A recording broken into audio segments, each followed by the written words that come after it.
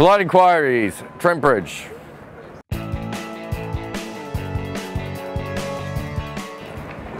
Benjamin says, is this Alistair Cook's greatest achievement as captain? Think of all the criticism he's had. Yep. Captain Weasel, he was called memorably. Yep. Didn't you just call him a cockroach?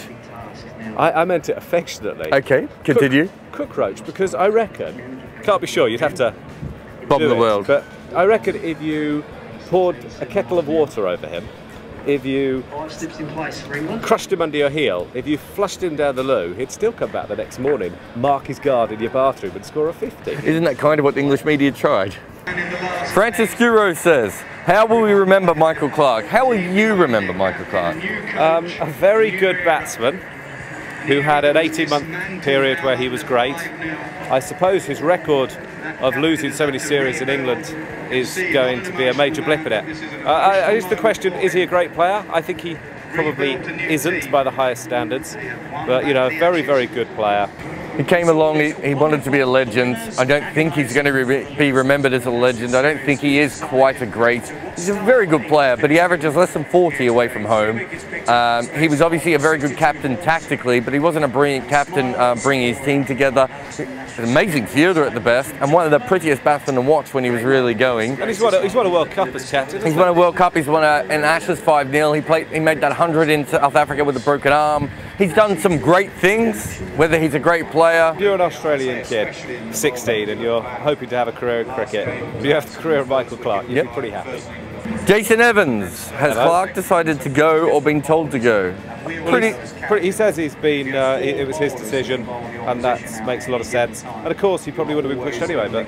He's probably reading the writing a little bit, and maybe making a bit of a punt, but I think it was his decision. I think even if Australia had won, I think even if Australia had won this series and he was still batting the same way, I think he might have left. There's not anything massive coming up on the Australian horizon. It might have been better for him to go at the end of the World Cup, but with the Ashes so close, it's a bit like when the England players held on for a little bit longer because there was another Ashes. Odd Stone says, how far apart are England and Australia? Odd Stone, about 8,000 miles. Is it even further? It feels like miles. Particularly if you swim it. Don't swim it. Don't swim it, fly. Good advice. Geography as well. Skull dust. Are they both actually Alistair Cook now, he's got to go!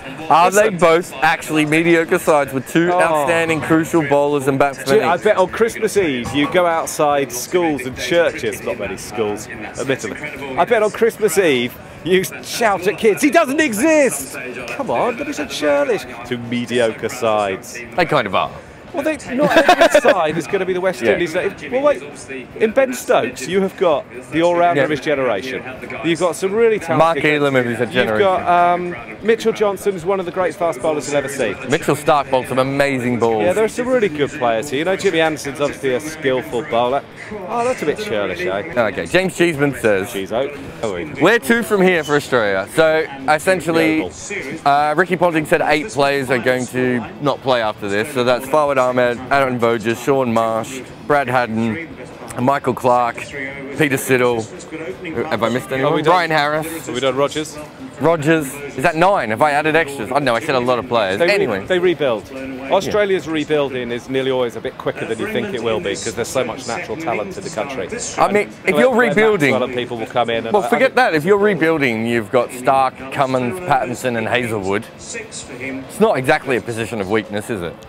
Sam says, has the return of Otis Gibson been the single biggest factor in the renaissance of English cricket? The other day I was talking about music and I got Otis Gibson and Otis Redding mixed up. That sort of ruins your credibility. Otis Gibson did not write Respect for Aretha Franklin. Weirdly, he did sing City on the Dock of the Bay earlier out in the ground. I think he's made a bit of a difference, actually. I do, yeah. He helped in the West Indies, and Stuart Broad was saying he helped him loads in talking about bowling angles and what have you. And if he's made Stuart Broad into the bowler that he currently is, then yes, he's made a difference. See you at the Oval.